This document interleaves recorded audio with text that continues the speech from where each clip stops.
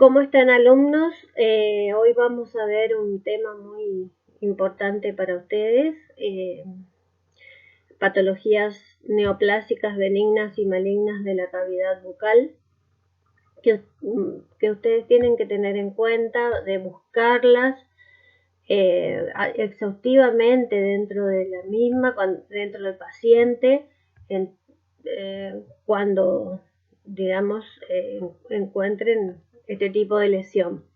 En la primer parte de esta clase vamos a ver neoplasias benignas más frecuentes que encontramos en boca, ejemplos de los que pueden encontrar habitualmente, y en el bloque siguiente de la clase vamos a ver las patologías malignas de la cavidad bucal, comenzando, ¿no es cierto?, con los tumores malignos, en especial los que afectan más frecuentemente, aunque toda la patología de tumores malignos y benignos de la economía del organismo pueden afectar la boca. Vamos a ver solamente los casos más importantes de esta clase, de estos tumores. Como primera medida, tenemos que diferenciar macroscópicamente y microscópicamente, que ustedes ya conocen lo que es el término macroscopía y microscopía, de la diferencia entre tumores benignos y malignos. ¿Qué características tienen los tumores benignos? En general, ya sea macroscópica o microscópica, que son de superficie externa lisa, bien delimitados, de color uniforme y homogéneo y de consistencia firme. Eso correspondería a las características macroscópicas del tumor. En cuanto a las características microscópicas de un tumor benigno, vemos que hay una proliferación de células maduras. ¿Qué significan estas células maduras? Que son células muy semejantes a las que dio origen a ese tumor, o sea, al órgano donde nació ese tumor. Hay escasa vascularización, escasas mitosis, y generalmente esas mitosis son típicas, o sea, no tienen alteraciones malignas y nunca dan metástasis. Eso tengan en cuenta, que en este caso el tumor benigno no da metástasis. En cuanto a los tumores malignos, tenemos que ver que las características macroscópicas de la misma es que tienen una superficie externa de forma irregular. La cápsula puede ser incompleta o no presentarlas, o tener en algún caso la reacción del tejido circundante formando una pseudocápsula. En cuanto a la histoarquitectura, es desorganizada. La histoarquitectura, ya estamos hablando de lo que es microscópicamente cómo está alterada. Hay una desorganización de la proliferación celular, con células inmaduras, células atípicas, con mucha vascularización. Esa vascularización se traduce en el tumor como zonas de necrosis y de hemorragia, con crecimiento rápido, y otra cosa que tiene, que son infiltrantes. ¿Qué significa infiltrante? Que rápidamente va a comprometer la zona o el tejido vecino o circundante a este tumor. Las mitosis, en este caso, ya son atípicas y son de variable cantidad de acuerdo a la malignidad del tumor, y dan metástasis, que ustedes ya vieron en el práctico anterior que era metástasis, en el teórico anterior que eran metástasis, y ustedes la van a ver como estos tumores prácticamente casi todos dan metástasis.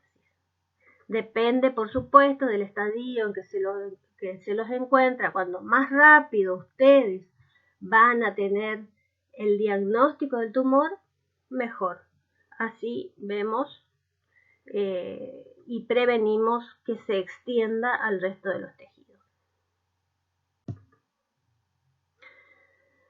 ¿Cuáles son los tumores benignos más importantes? O sea, no los vamos a ver en su totalidad, pero lo vamos a dar como ejemplos los más importantes que ustedes pueden llegar a encontrar más frecuentemente a nivel de mucosa bucal. Tenemos los de revestimiento, que es el papiloma y el queratoacantoma, que es considerado un tumor. Los glandulares, como el adenoma, los conjuntivos, el fibroma, el lipoma, el hemangioma, etc. Los melánicos, los nevus. Por supuesto que de todo esto tenemos contrapartidas malignas que vamos a ver más adelante. ¿Cómo puede ser el papiloma? El papiloma es una lesión que frecuentemente está asociada, es una lesión que ustedes ven acá, ¿ves? Blanquecina, sobreelevada, ¿ves? En este caso es una lesión sésil porque es bastante alargada, extensa, ¿no es cierto?, en su base, y está asociada frecuentemente a infección viral o es causada por HPV. También la imagen que tenemos acá es una imagen plana, pero puede ser exofítica, pediculada. Generalmente son de hasta 1 centímetro, no son muy grandes, son solitarios o pueden ser también en algunos casos de múltiples. En este caso vemos que es una sola lesión sésil, bien delimitada y sobreelevada. ¿Cuáles son las localizaciones de este tumor más frecuentes? Las localizaciones más frecuentes las tenemos en paladar blando, en la úvula, cara ventral y dorsal de la lengua y en la encía. Esas son las localizaciones del papiloma. Histopatológicamente es muy lindo, es como un arbolito, digamos. Ustedes lo que van a ver acá es un núcleo de tejido conectivo que corresponde al corion del órgano que le da origen, que tiene saliencias hacia el exterior, o elevando, ¿no es cierto?, el epitelio plano estratificado de revestimiento. Esas saliencias del conjuntivo se llama papilomatosis, y el engrosamiento marcado del epitelio que lo está revistiendo en forma de dedo de guante, se lo ve que está marcadamente engrosado, constituyendo la acantosis. Entonces hay acá una acantopapilomatosis. Y como ven en este esquemita, por la superficie puede tener finas capas de queratina, que en este caso va a ser una paraqueratosis. El estrato espinoso va a estar marcadamente engrosado, la capa basal va a estar conservada, y el núcleo, si bien es de tejido conjuntivo, puede ser edematoso, puede estar acompañado de áreas de tejido adiposo y estar vascularizado. Pasamos a la próxima, donde vemos un queratoacantoma como ejemplo de tumor benigno de la superficie, del epitelio de la superficie, en este caso del epitelio pavimentoso, o sea, el externo, que en relación a la boca lo tenemos en este caso en el labio. El queratoacantoma proviene de epitelios de los folículos pilosos de los conductos sebáceos. Generalmente está en relación a áreas expuestas al sol, pero lo tenemos en este caso en el labio como una lesión excavada, cubierta de queratina o sea, como tapada por la queratina, como un tapón queratóxico en superficie, y bordes blanquecinos sobreelevados. Es de rápida evolución. Se da en edades aproximadamente entre los 50 años o más. Es más frecuente en hombres que en mujeres.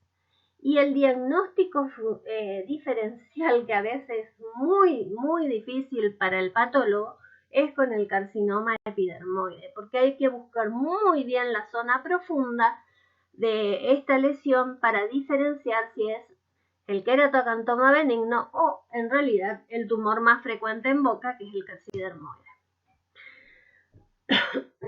Histopatológicamente está constituido por gran cantidad de queratina en su superficie, en forma de láminas o tapones, mucha queratina. Esto es lo que veíamos que está como tapando ese hueco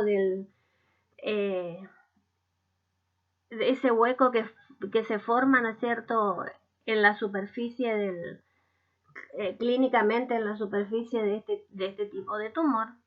Y después vemos la proliferación de este epitelio marcadamente acantósico, pero que es maduro, no tiene atipías, no tiene alteraciones malignas, no hay células con macrocariosis, ni hipercromasias, ni nada, no van a encontrar eso, van a ver que el borde inferior de esta lesión, que es lo que tenemos que mirar para diferenciar con un carcinoma, está maduro. No, hay una maduración hacia el fondo de este tipo de tumor. Y después el tejido conectivo subyacente no está comprometido. Es lo mismo que ven acá en esta imagen, que tiene el epitelio de revestimiento normal del labio que vimos anteriormente. Acá hay una ruptura brusca, ¿no es cierto? Y la proliferación, o sea, el hueco, como podríamos llamarlo, un hueco que forma este tipo de lesión. Con este epitelio, que ustedes saben bien, es un epitelio acantósico y escamoso, con producción en gran cantidad de queratina hacia superficie. Y acá vemos queratina, la acantosis del epitelio, algunos leucocitos. Es importante porque los leucocitos, por supuesto, alrededor de cada tumor, sea benigno o sea maligno, van a estar apareciendo tratando de defender al organismo de cualquier lesión.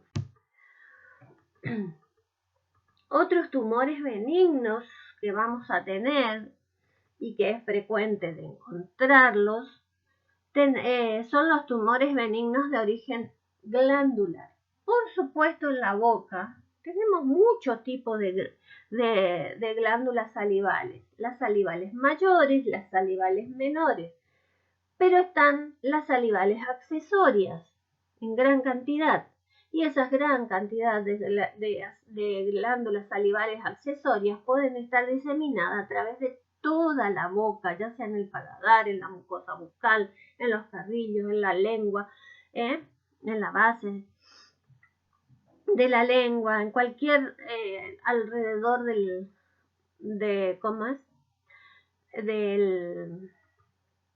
los labios, en la parte interna del labio. Ahí podemos encontrar tumores benignos de glándulas accesorias de la boca, y por supuesto que los benignos de las glándulas salivales. Dentro de estos tumores benignos tenemos los de tipo acinoso, papilar, el cistoadenoma, el fibroadenoma y dentro de eso el adenoma trabecular. También hay un adenoma que acá no está descrito, que es el adenoma de tipo basaloide, que también es benigno. Parece un carcinoma vasocelular, pero de características benignas. ¿Cómo ¿Cómo es el adenoma acinar?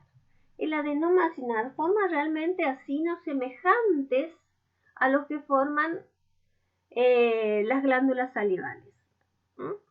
Los acinos de las glándulas salivales normales pueden ser muy parecidos a los de un adenoma. O sea que tienen una luz central, un revestimiento y células mioepiteliales que la vemos acá, por ejemplo. Pero son todos formados por acinos glandulares. O sea, sería la parte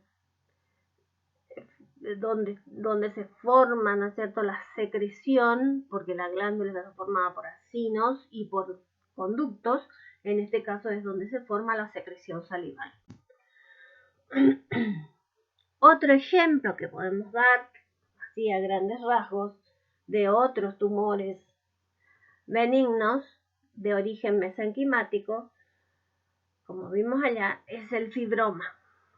En este caso, el fibroma, la mayoría son lesiones reactivas que ya vimos anteriormente, como hiperplasia fibrosa, y clínicamente están localizados, ven acá perfectamente cómo están localizados a nivel de encía, como una tumoración sobreelevada, bien delimitada, de superficie externa muy lisa, blanquecina a rosada, pálida, no hay cambio, no hay grandes cambios en cuanto al color de la lesión, lo cual ya implica que esto puede ser una lesión benigna.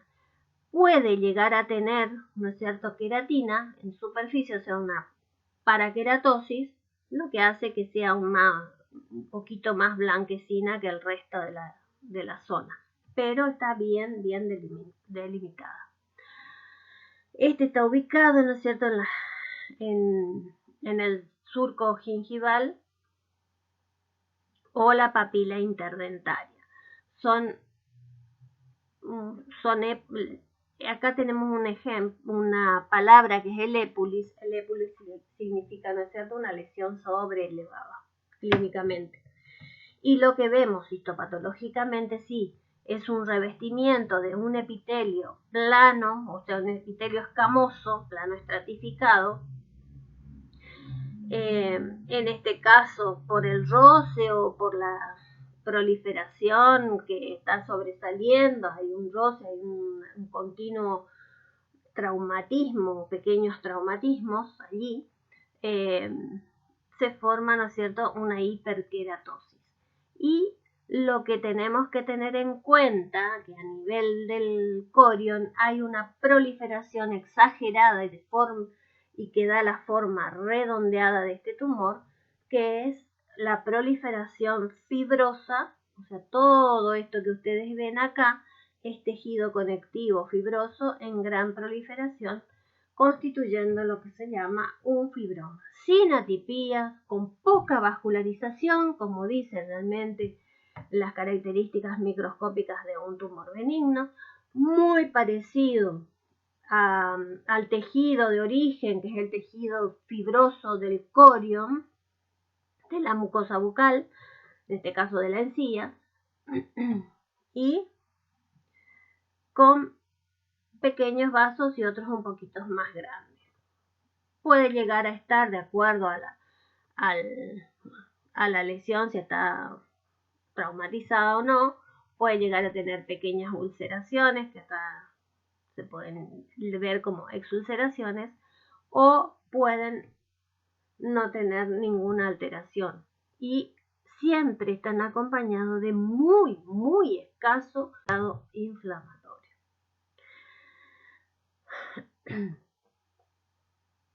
Otro ejemplo de tumor mesenquimático benigno que podemos llegar a encontrar, ¿no es cierto?, en la mucosa bucal y en el cuello es el lipoma. No es tan infrecuente como ustedes piensan. Es frecuente de encontrar lipoma en la cavidad bucal. Se ubica en el tejido submucoso, o sea, debajo del tejido epitelial, Lo más frecuente es que lo encontremos a nivel de las mejillas. Afecta fundamentalmente a personas adultas en una relación igualitaria entre varones y mujeres y generalmente son bien delimitados, a la palpación son muy blandos, son desplazables, o sea, ustedes lo pueden llevar hacerlo, digamos, al tacto, puede ser que se desplacen sobre la superficie, y de un color al corte, un color amarillento y de superficie lisa. ¿Qué es lo que vamos a ver en esta histopatología? Es como huequitos, digamos, como una proliferación de células que ustedes ya conocen, células del tejido adiposo, pero células todas maduras. No hay atipías. Acá vemos que corresponde, ¿no es cierto?, a la mucosa de la mucosa bucal. Vemos el epitelio de revestimiento que está con las papilas son muy pequeñas, está bastante adelgazado el epitelio y por debajo vemos el corium de tejido conectivo. Más hacia adentro vemos una fina cápsula de tejido conectivo, que es la cápsula que ya forma este tipo de tumor benigno. ¿Y cómo está constituido? Por una gran cantidad de células adiposas, que son todas estas células blanquitas que ven acá, con un núcleo puntiforme que generalmente está desplazado hacia la periferia como en anillo de sello, como ven acá. ¿Por qué lo vemos blanco? Porque esta es una coloración de hematoxilina eosina y por lo tanto en el proceso para esta coloración la grasa desaparece. Para ver la coloración del tejido adiposo de un color rojo rutilante tenemos que hacer coloraciones especiales que son los sudanes. Sudanes 2, sudanes 3 o 4. Generalmente se usa el sudán 4. Ustedes ven entonces las características benignas que forman este tumor y viene encapsulado por una fina cápsula de tejido conectivo. Aparte vemos que hay una vascularización, todos estos son vasitos, acá hay un vaso de mayor tamaño, pero son vasos que no son en gran cantidad, ni hay zonas de hemorragia ni hay zonas de necrosis. Por lo tanto, también se corresponde con un tumor mesenquimático. Otro tumor que puede aparecer,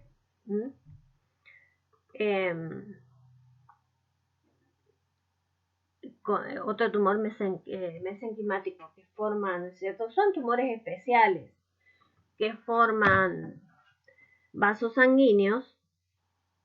Es muy frecuente de encontrarlos en niños desde el nacimiento o puede ser también que aparezcan más tardíamente, pero generalmente son en niños. La localización en boca o en la zona, ¿no es cierto?, que les corresponde a ustedes, los odontólogos, en la cavidad bucal, en los labios, en la lengua.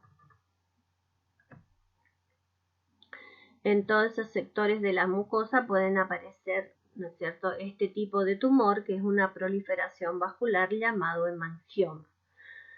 No hay predilección por el sexo, son elevados, multinodulares, rojo azulados, blandos. A la compresión se tornan blanquecinos. ¿Por qué? Porque los vasitos al comprimirse van a hacer que la sangre que está dentro de los vasos desaparezcan y van a formar una zona, van a dejar una zona blanquecina.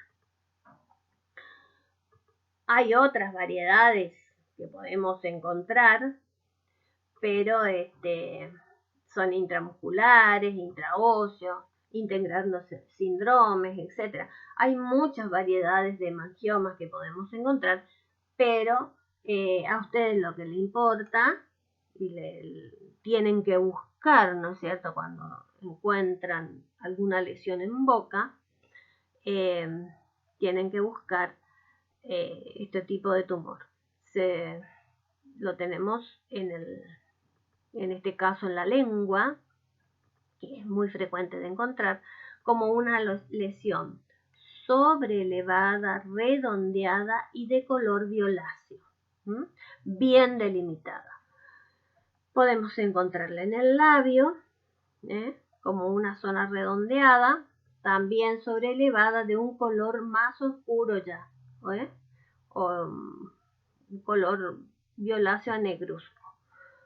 O en caso de síndromes o lesiones muy grandes, estos generalmente son hemangiomas ya con los que nacen los pacientes, los tenemos que tomar toda la hemicara izquierda del mismo y compromete al labio. Vemos que su color, por supuesto, es un color violáceo, rojo y en general a veces es, por ejemplo acá en el labio lo vemos como sobreelevado o puede ser plano. ¿Qué es lo que vemos histopatológicamente? Histopatológicamente con hematoxilina eosina a un aumento moderado vemos que hay una gran proliferación de células endoteliales formando vasos sanguíneos. Por fuera ustedes ven acá que hay menos cantidad de proliferación de vasos sanguíneos, pero en esta zona bien delimitada vemos una gran cantidad de células endoteliales típicas, porque después van a ver que esos vasos son todos benignos, que forman este tipo de tumor. Hay algunos que son de luces más grandes, otros de luces más pequeños, otros mucho más pequeños como esto, pero toda esa proliferación es de proliferación de células endoteliales y es benigna. Y acá vemos cómo se forman realmente los vasos sanguíneos, esto es a mucho mayor aumento. Vemos que esos vasos sanguíneos están bien delimitados y son vasos capilares, de pequeño calibre. Y son capilares porque su luz es grande, si bien está agrandada, la pared del mismo está formada solamente por células endoteliales. De ahí que se llama hemangioma capilar.